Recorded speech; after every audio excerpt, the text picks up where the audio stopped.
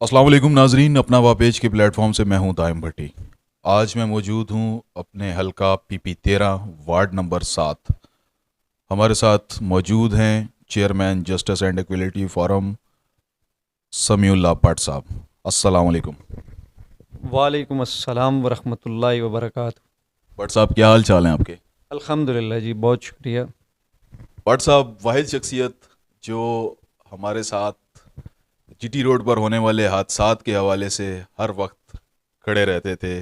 GT road पे हादसा होने के बाद उसको ब्लॉक करते थे और जितने भी इदारे हैं, ख़ासकर नेशनल हाईवे मोटरवे पुलिस, इसके इनके सामने हादसात के ख़िलाफ़ खड़े होते थे। अ, आज भट्ट साहब के साथ बातचीत करेंगे वाकंड के हवाले से, इलेक्शन के हवाले से। भट्ट साहब, आप हमायत कर रहे हैं पाकिस्तान तहरीक इंसाफ के उम्मीदवारों की, और भरपूर हमने कोशिश की कि हमें उनसे बातचीत का मौका मिले, लेकिन शायद वो इस वक्त आवाम के दरमियान मौजूद नहीं है। इस हवाले से क्या कहना चाहेंगे? बिस्मिल्लाहिर्रहमानिर्रहीम, इय्याक नअबुदु व इय्याक नस्तईन। जहाँ तक हमारे उम्मीदवारान हैं जो पाकिस्तान तहरीक इंसाफ के नामज़द उम्मीदवार हैं, इमरान ख़ान की जानिब से अज़रा मसूद साहिबा और मलिक फ़ाद मसूद अकबर साहब। मैं एक तो आपके जो सवाल है आपका, या आपने जो एक एतराज़ उठाया कि वो आवाम के दरमियान मौजूद नहीं है, मैं इसको मुस्तरद करूँगा। क्योंकि मुझे पता है, मैं एक कारकुन हूँ और मैं देख रहा हूँ कि वो उनके पास एक मिनट भी नहीं है और उनकी मीटिंग्स, प्रोग्राम, इलेक्शन कैंपेन ज़ोरों पे है। और पाकिस्तान तहरीक इंसाफ के हर कारकुन की ये ख्वाहिश है कि तहरीक इंसाफ के जो नामज़द उम्मीदवारान हैं वो हमारी मीटिंग में शरीक हों। और भरपूर तरीके से इलेक्शन कैंपेन चल रही है और तमाम कारकुनों को, तमाम हलके के आवाम को वो मुयस्सर हैं। और साहब, जैसे बाकी पार्टीज़ की इलेक्शन कैंपेन चल रही है, उस तरह से वाकंड में पाकिस्तान तहरीक इंसाफ की जो कारकुनान हैं, आज़ाद हैसियत से जिस भी निशान पर खड़े हुए हैं, वो कैंपेन, वो सियासी माहौल बहुत ज़्यादा देखने को नहीं मिल रहा। इसके बारे में क्या कहेंगे? देखिए जी, बिल्कुल आपने दुरुस्त कहा है कि पाकिस्तान तहरीक इंसाफ के साथ बिलखुसूस एक सुतेली माँ जैसा सलूक किया गया और इलेक्शन कमीशन की तरफ से, कि उनको ना तो खुल के कोई रैली, ना खुल के आउटडोर कॉन्फ्रेंस करने दी गई है, ना कुछ जलसा करने दिया गया है। और इसकी जितनी भी मजम्मत की जाए कम, ये इंतहाई नाइंसाफ़ी है, ये जुल्म है और इस तरह नहीं होना चाहिए। खुल के इलेक्शन कैंपेन इनको करने की इजाज़त देनी चाहिए थी, लेकिन इन्होंने तहरीक इंसाफ के साथ जितनी ज़्यादतियाँ की हैं, जितने जुल्म किए हैं, जितना जबर किया है, जितने कारकुनों के ऊपर पर्चे दिए हैं, क़यादत को बार बार छापे मारे हैं, लेकिन उसके बावजूद मैं खिराज तहसीन पेश करता हूँ अपने कारकुनों को, अपनी क़यादत को, कि वो पाकिस्तान के लिए, इमरान ख़ान के नज़रिए के लिए, इस कौम के लिए डट कर खड़े रहे हैं और खड़े हैं। और इंशाअल्लाह हम 8 तारीख़ को इस जुल्म और जबर और नाइंसाफ़ी का जवाब वोट की सूरत में देंगे। और इंशाअल्लाह हमारे जो तीनों कैंडिडेट हैं, 12 से, NH 54 से, PP 13 से, वो भारी अक्सरियत से जीतेंगे और तमाम पार्टियां देखती रह जाएंगी। बट साहब, पाकिस्तान तहरीक इंसाफ का जो गुज़श्ता 3.5 साल का दौर रहा, आवाम के लिए इंतहाई मुश्किलात थी। इकनॉमी सूरत हाल, माशी सूरत हाल को देखें, और फिर इसके बाद हमारे यहाँ से मेंबर कंटोन बोर्ड मलिक फ़ाद मसूद अकबर साहब, वो भी इलाके से गायब रहे। जो भी सूरत हाल रही गुज़श्ता, क्या समझते हैं मलिक फ़ाद मसूद अकबर और NA से अज़रा मसूद, अवाम वोट क्यों दे? देखिए जी, सबसे पहले तो आपने जो बात की है वो लोकल सतह की बात की है, कौंसलर की बात की है। तो उस वक्त भी हर वक्त मलिक फ़ाद मसूद अकबर मैसर थे और करोड़ों रुपए के उसने तरक्याती काम करवाए हैं और हर वक्त उनका जो दफ्तर है वो खुला रहा है। और कोई ऐसा मैं नहीं समझता कि जो आप बात कर रहे हैं, ये मैं नहीं समझता कि ये दुरुस्त है किसी भी सूरत में। मैं इसको भी मुस्तरद करता हूँ आपकी इस बात को। तो वो हर वक्त मुयस्सर रहे हैं, उन्होंने तरक्याती काम भी, लोगों की जो ख्वाहिशात थी उनके ऊपर पूरा उतरे हैं। अब चूँकि बात जो जनरल इलेक्शन की है, इस वक्त हकीकी आज़ादी की जंग हम लड़ रहे हैं और पूरी कौम इमरान ख़ान के साथ, इमरान ख़ान के बयानिए के साथ, इमरान ख़ान के नज़रिए के साथ खड़ी है। इस वक्त लोग वोट जो दे रहे हैं वो इमरान ख़ान को दे रहे हैं, इमरान ख़ान के नज़रिए को दे रहे हैं।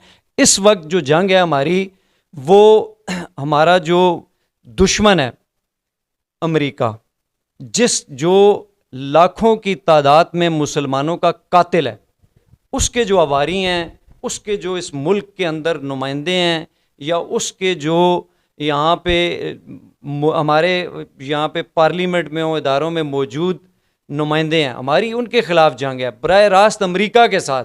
हम हकीकी आज़ादी, हमने 14 अगस्त 1947 को एक मुल्क तो हासिल किया है, लेकिन उसके बाद हमारे ऊपर जो तबका मुसल्लत रहा है वो अंग्रेज़ का टऊट था।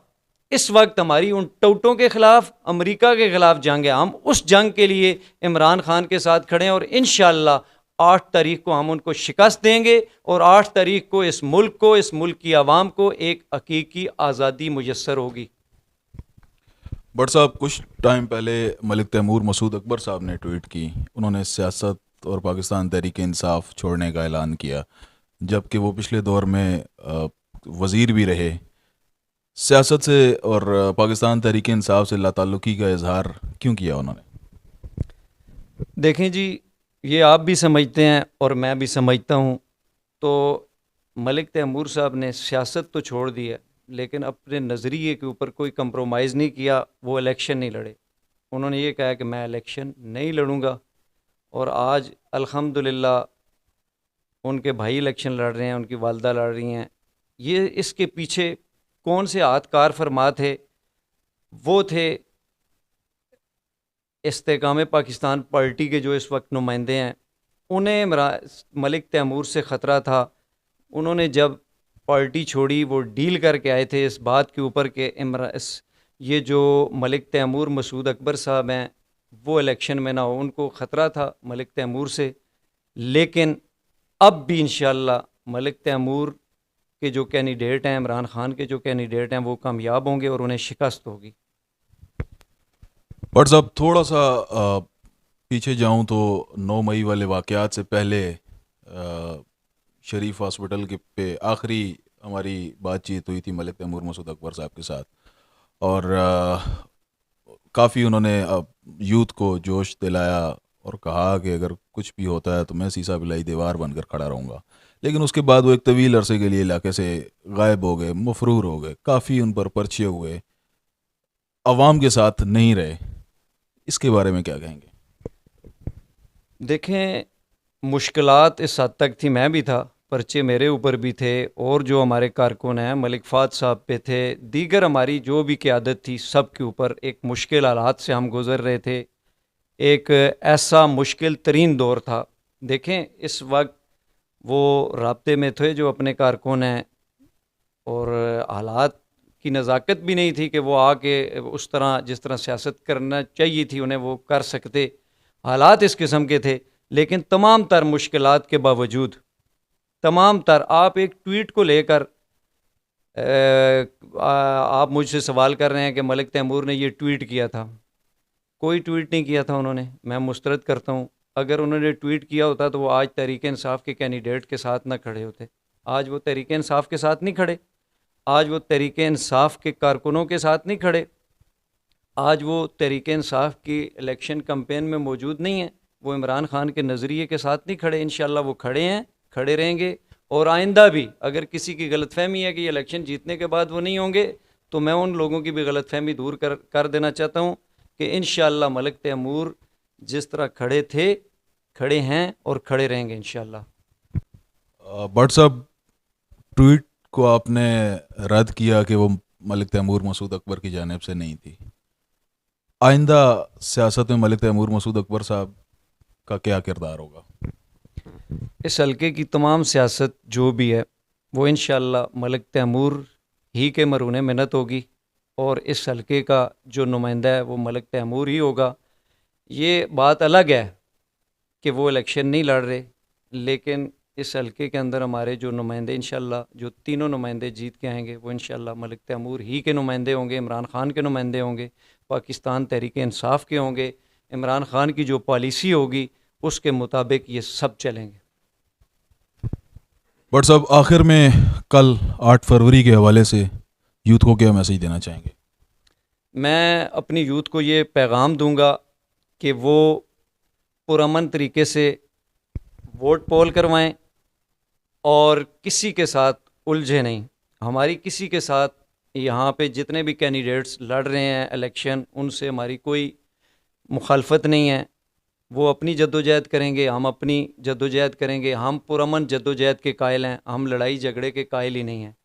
और पुरअमन तरीके से उनको मैं ये कहूँगा कि वो वोट पोल कराएं अपनी ज़्यादा से ज़्यादा, और इंशाअल्लाह फ़तह अल्लाह के हुक्म से, अल्लाह की मदद और नुसरत के साथ पाकिस्तान तहरीक इंसाफ की होगी। और जो हमारे इदारे हैं वो हमारे लिए काबिल एहतराम है। वहाँ पे हमारी हिफाजत के लिए पुलिस मौजूद होगी। पुलिस की बहुत ज़्यादा मजबूरियाँ होती हैं, उनकी मजबूरियों को समझें।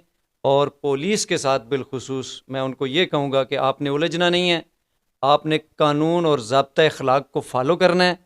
इसके अलावा कोई गैर आइनी किस्म की सरगर्मी नहीं करनी। पुरअमन तरीके से इलेक्शन लड़ना है और वोट पोल कराना है। सिर्फ आपका काम है कि आप वोटर्स को पोलिंग स्टेशन तक पहुंचाएं और पुरअमन तरीके से उनसे वोट पोल कराएं। बाकी इंशाअल्लाह अल्लाह हमें फ़तह देगा और हमें अल्लाह की ज़ात पे भरोसा है। और पाकिस्तान तहरीक इंसाफ के जो कारकुन हैं, मैं उनकी जुर्रत को सलाम पेश करता हूँ, जो इस वक्त तक डट कर खड़े हुए हैं इमरान खान के साथ, पाकिस्तान तहरीक इंसाफ के साथ और पाकिस्तान की बका के लिए, इस्तेकाम के लिए। बहुत शुक्रिया। बट साहब, क्या समझते हैं कल PP13 में फ़ाद मसूद अकबर का मुकाबला किसके साथ टफ टाइम होगा, और NH51 में अजरा मसूद का मुकाबला किसके साथ टफ होगा? देखें जी, यहाँ पे तो मुस्लिम लीग नून है, उन्हीं के साथ हमारा मुकाबला है। इसके अलावा तो कोई ऐसा कैंडिडेट है नहीं जिसको मैं समझूं कि वो मुकाबला PP13 में। तो ऊपर जो PP13 में जो है वो शेर के साथ हमारा मुकाबला है, और इंशाल्लाह शेर को हम बहुत दूर से शिकस्त देंगे और वो इंशाल्लाह आपको नज़र भी नहीं आएंगे कहीं पे। और हमारे जो वोटर्स हैं वो कल निकलेंगे, हमें पूरी उम्मीद है, और इंशाल्लाह शेर को शिकस्त होगी। और ऊपर घड़ियाल है, चौधरी निसार अली ख़ान साहब हैं, किसी हद तक वो भी मुकाबला करेंगे। मैं समझता हूँ कि घड़ियाल भी बहुत पीछे है, चौधरी साहब से पीछे है। तो हमारा और चौधरी साहब का मुकाबला हो अंदरूने खाना, जिस तरह हमें लोगों की महसूस हो रहा है कि लोग चौधरी निसार अली ख़ान साहब को वोट कर रहे हैं, इसलिए हमारा शायद मुकाबला चौधरी निसार अली ख़ान से हो। बाकी जो इस्तेकाम है वो भी कहीं नहीं है, और घड़ियाल जो है वो मेरे ख्याल में तीसरे नंबर पे होगा।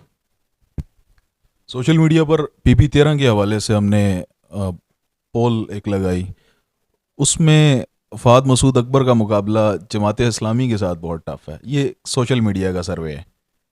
इस हवाले से जमात इस्लामी के हवाले से क्या कहेंगे? देखें जी, मैं जमात इस्लामी के हवाले से कुछ भी नहीं कहूँगा। प्रोफेसर वकास साहब इस कौम के उस्ताद हैं, बहुत अच्छे इंसान हैं, बहुत मेरे लिए काबिल एहतराम हैं, लेकिन वो मुकाबले की दौड़ में नहीं है। बहुत शुक्रिया भट्ट साहब।